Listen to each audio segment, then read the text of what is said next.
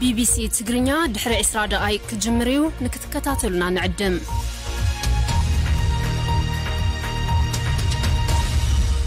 كون سجنتا BBC أفان أوروموتي نولين ترا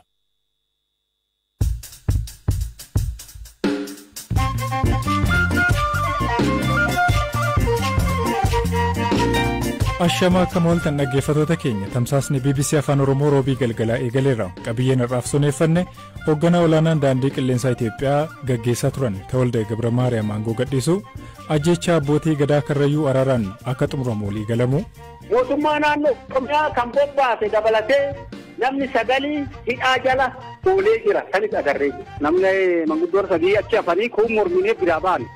Hidhattoonni meeshaa waraanaa eessaa argatu? Osoo meeshaan waraanaa kuni to'annoo jala ooluu baate hagamma Finfinnee keessatti ta'ee katamoota guddaa keessatti balaa guddatu ba'uu danda'a. Atileetii Itoophiyaa dorgommii gubbaatti ministeera muummee Abiyyi Mormee gabaasa qabna oduu odeeffannoo biroos qixeeffanneerra amma xumuraatti nu hordofaa.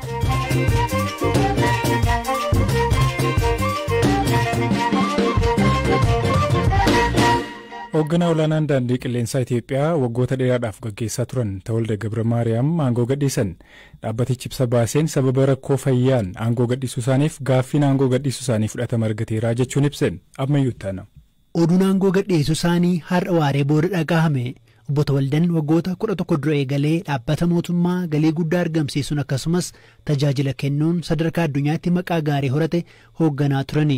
Walumaa galammoo waggoota 35f dhaabbaticha keessa hojjetaniiru. Ibsi dhaabbatichi baase akka yerootti Obbo Tewolden baattiiwwan 6 darbaniif wal'aansa fayyaarra biyya Ameerikaa turan. Osoo yaaleera jiranii hojii guyyuu dhaabbaticha hordofuu akka hin dandeenyee fi dhimma fayyaa isaaniirratti xiyyeeffachuu akka barbaadan ibse. Boordiin daandii qilleensa Itoophiyaas gaaffii isaanii guyyaa irraa fudhachuu beeksise. Yeroo bulchiinsa isaanii galiinis ta'e hammi xiyyaaraa biyyattiin qabdu dabaluu akkasumas yeroo weerara Covid akka cimee keessa ba'u taasisuun isaanii eerameera. Namni isaan bakka bu'us yeroo dhiyootti akka ibsamu himame. Akka ibsa bahetti Obbo Girmaa Waaqeen walitti qabaa boordii dhaabbatichaa ta'uun muudamaniiru. Obbo Girmaan kana dura hojii gaggeessaa olaanaa daandii qilleensa Itoophiyaa ta'uun tajaajilaniiru. Dhaabbatichi fagoo akka imalus kanneen bu'uura kaa'uun maqaan isaanii gaariin ka'uudha.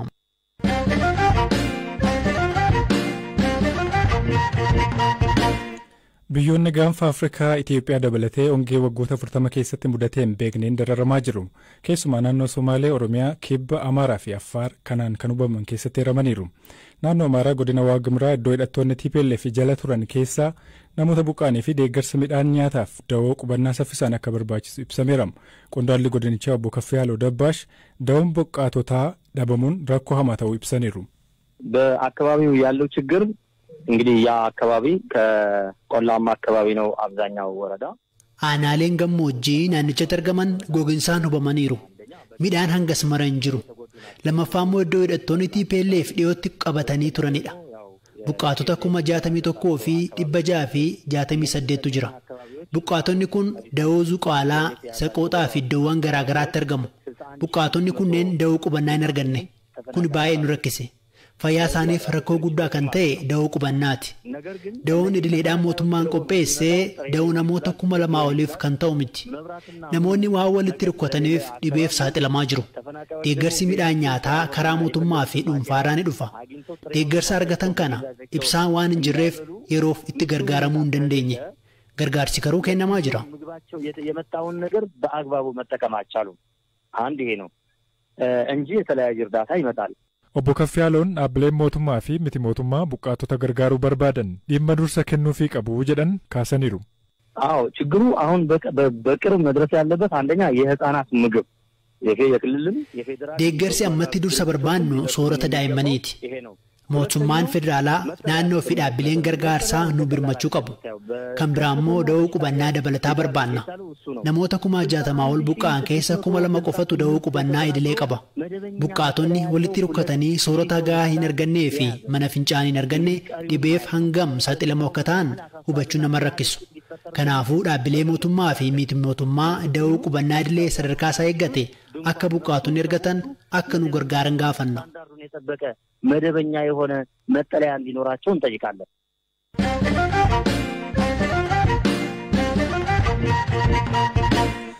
Gamtaan abboodii Gamtaan abbootii gadaa Oromoo ajjeechaa abbaa gadaa fi miseensota gadaa ilaalchisee sirni gumaa baasuu akka raawwatamuuf waliigaltee ragaamuu ibseera. Ajjeechaan namoota 14 irratti baatii sadaasaa keessa raawwateen abbaa gadaa Kadir Hawaas dabalatee tuurni abbootii gadaa ajjeefaman miseensota gadaa michillee kan dullachaate. Mootummaan jalqaba kan ajjeese hidhattootaa jedhus adeemsa keessa qondaaltonni mootummaa kaan mormuun booda ajjeesuu amaneera. Abbaan gadaa Tuulamaa fi barreessaan gamtaa abbootii gadaa Oromoo Goobanaa Olaa meeshaaleen waraanaa yeroo ajjeechaan raawwate fudhataman maatiif kennamuu himan. Ammayyuu ittaanaattuu dubbisee jira. Mootummaan ajjeesee amane akkamiin isinii haadhumattu jedhee gamtaan gaafate. Akka duudhaa fi safuu Oromootitti naa haadhumattu jedhe miseensi gadaa michillee. Akkamitti dhumatti ka jennu Adaamarratti teenyee waan na saaman san naa haa deebisan. Gumaa kiyya naa haa kaffala ka jedhu hawaasni gadaa michillee dullachaa yaada kana kenne. Mootummaa karrayyuu hin ajjeeste reefa ara bulchite waan inni qaburraa boojite deebisi jenneen. Yoo deebisi jennu mootummaan meeshaan gurguddaan kan keessa jiru. Meeshaa 16 meeshaa waraanaa kilaashii dabalatee rasaasa 500 goraadee yookaan billawa 23 mobaylii 28 qarshii 140 fi waan ta'e deebiseef. Tole yoomigaa kuni guyyaa kaleessatti gabaafne malee oolee bulee jira. Tole amma dubbiin araaraan dhumte jechuudha. Kanaafuu namni nama kana ajjeese. Namni nama kana harkaan abbootii gadaa keessattuu qabee ajjeese to'annaa jala haa oolan. Namni sagalii mootummaa naannoo Oromiyaa kan bobbaase dabalatee namni sagalii hidhaa jala oolee jira. Sanis agarree jira. Saniin booda maaltu ta'a? Gumaan kiyya naa haa murtaa'u gamtaan qabee gumaan murtaa'ee waarratee gumaan karrayyuu kaffalamuuf adeemsarra jira hoo. Tole torban darbee qaalluu karrayyuu yeroo dubbisne dubbiin keenya gumaan hin dhumtu jedhanii komatarii turan gumaasiin fudhannu jedhanii turan amma walii galan jechuudha. Wanti amma ummata Itoophiyaa kana raasaa jiru wanti amma ummata Oromoo raasaa jiru siyaasa fi gadaa walitti fidu. Siyaasa fi gadaa walitti dhufu nuti mootummaan tunis jiraattu mootummaan tunis baddu sirni gadaa keenya hin badu. Rakkinni amma mootummaa Oromiyaa raasaa jiru kijibaa fi ara.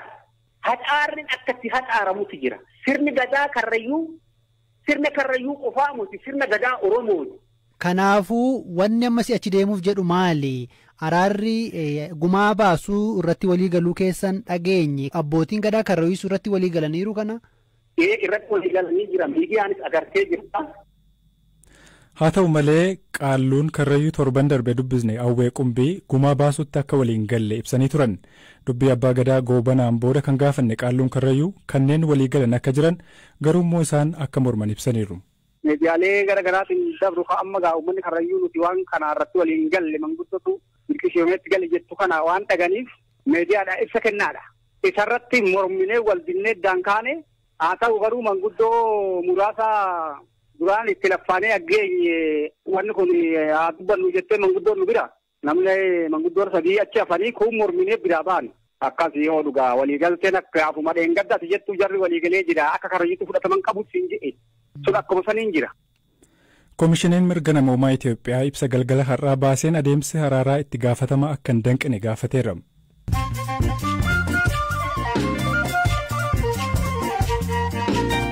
Amma immoo oduun gaggabaabsee isinitti hima biyyoota baha Afrikaa hongeen hubee ittuu waraanni Yuukireen keessatti adeemaa jiru jireenya mi'eesse jechuun dhaabbanni tola ooltotaa hiyyummaa hir'isuu kaayyeeffatee hojjetu Oxfam ibsee jira.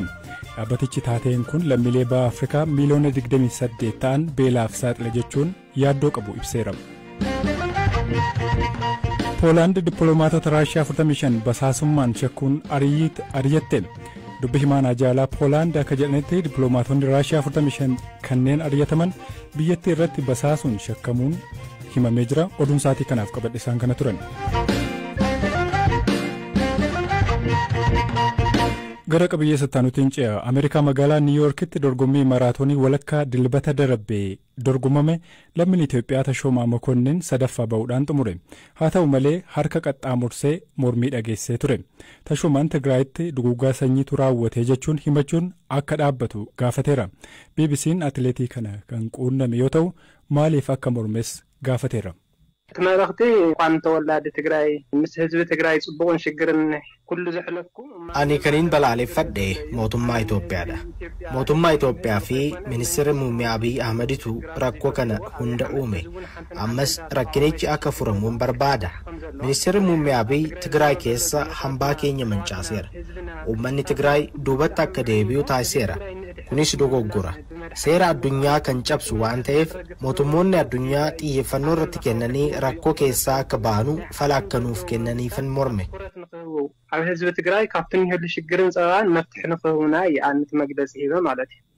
Atileetiin kun badii Tigraayitti dhaqqabeef qondaaltota TPLF kan mootummaan Itoophiyaa yakku hin balaaleffanne.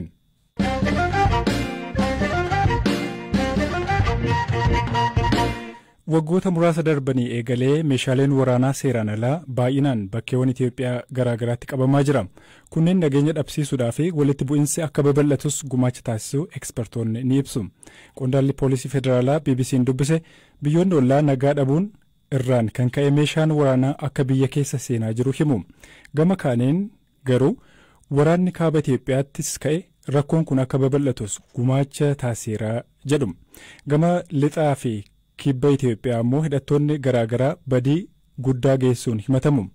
Yeroo dhiyoo aanaalee godina Wallagga Bahaa keessa hidhattoonni Amaaraa kanneen waraana bilisummaa Oromoo jedhanii of waaman akkasumas hidhattoonni Gumuz badii garaagaraa geessaa akka jiran jiraattonni himatu. Jiraataan godina Wallagga Bahaa dubbisne sababii kanaan daldalli meeshaa waraanaa babal'achuudha dubbatu. Inni kaan horii oofaa, inni kaan mana gubaa meeshaa qabu. Meeshaan kun immoo karaa maabbayaa dhufaa kilaashii qabu. Yaa miliitarii isin uffatu jarri iddeedhaa iddeetti socho'uu iddoo tokko waa ka'u walii dirmatu. Akkaataa kanaatiin uummata keenya jeeqaa saamaa qeerraa kaachisanii jaanjaa jira. Uummanni bal'aan baay'eensaa jaanjaa jira. Gabaan meeshaa waraanaa kun ammamii akkam fakkaata? Sadarkaa maalirra jira? Ifatti baasanii gurguramoo? Meeshaa waraanaa kana kan isaan hidhatanii tokkoffaa karaa Goojjamii irraa dhufa. Lammaffaa hidhattoota keenyarraatii qaamni adda addaa uummata Oromoo hin qabsoona kan jedhanii meeshaa kan eegsisanii jiru. Meeshaa eegsisanii karaa biraa immoo jaratti gurguru deebisanii. Oromoo waan qabsoona kan jedhan jiru. Hidhattoonni waraana bilisummaa Oromoof hin jedhanu meeshaa waraanaa eessaa fiduu? Kilaashii qabu, sanaayiparii qabu, matariyesii qabu isaanii. Yeroo baay'ee warri rukkutu kan mootummaa duukaa warri rukkutu hin booji'uu hin fudhatu. Amma kilaashiin tokko birrii 80 amma 100tti gurguramaa jira naannoo keenyarratti. Yeroo ammaa kanatti meeshaa waraanaa daddabarsuun dabaleera moo hir'ateera? Dabaleera maaliif hin dabaleeradha? Bishaan bona ceesisu abbayyaa ceesisu jiranii achirraan karaa adda addaa seensisaa jiru amma meeshaa. Gara fuulduraatti iyyuu yoo mootummaan meeshaa kana isaanirraas fuudhee qaama meeshaa dhasiirraa fuudhee yoo harka mootummaa gasheerraa kana ta'e horii isaaniyyuu uummata kanaaf biyya kanaaf sodaadha. Dubbi himaa poolisii federaalaa Obbo Jeelaan Abdii mootummaan hidhannoo meeshaa waraanaa maaliif to'achuu akka dadhabe gaafanneerra. Meeshaan seeraan alaa iddoo kamiyyuu yoo jiraate balaan inni geessu hamaadha uummata irratti. Baay'inni isaa akka biyyaatitti dabalaa dhufee jira moo meeshaan waraanaa moo hir'ataa jira ka jedhu qorannoon adeemsifamuu qaba. Amma namni homa laalurraa ka'ee wayita meeshaan waraanaa iddoo adda addaatti qabamu sanirraa ka'ee meeshaan waraanaa dabalaa jira haala malee jechuu danda'a. Riisarchii barbaada wanni kun. Amma fakkeenyaaf nu istaatiksiin nu qabnu akka federaal poolisiititti wanta qabamu. Garuu nuun alatti humnoonni nageenyaa fi daannatti keessa warri dalagan jiranii jarrillee hin qabu. Iddoo adda addaatti hin qabamu. Daddabarsi meeshaalee waraanaa eessatti hammaata? Eessatti baay'ata yeroo ammaa kanatti? Iddoo kamitti irra baay'ata ka jedhu riisarchiin taasifamuu qaba deebii kana deebisuudha. Naannoo kamitti irra guddaa, naannoo kamitti irra salphaa ka jedhu. An amma deebii sii kennuu hin danda'u wanni riisarchiin dalagame waan hin jirreef. Fala waaraa rakkoo kana hir'isuudhaaf fudhatamaa jiru? Seerri duraanii kan nama adabuu irratti salphaa ta'e akka seerri cimu labsiin akka bahu taasifamee jira. Labsii san irratti hundaa'amee nutis akka federaalaatitti daayirekteerri tokko akka hundaa'u yookiin mamriyaan tokko akka hundaa'u amma taasifamee jira. Kanaafuu haala kanaan meeshaa waraanaa kana to'achuudhaaf tattaaffii cimatu godhamaa jira.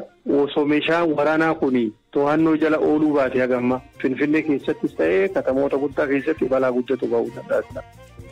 Odeeffannoo dabalataa marsariitii keenya irraa kan argattanii hirphaa gammachuu isiniif dhiyeesseera ammayyuu taanaatu qopheesse waan nu caqasaniif galata guddaa qabdu iddoo nagaa bulaa.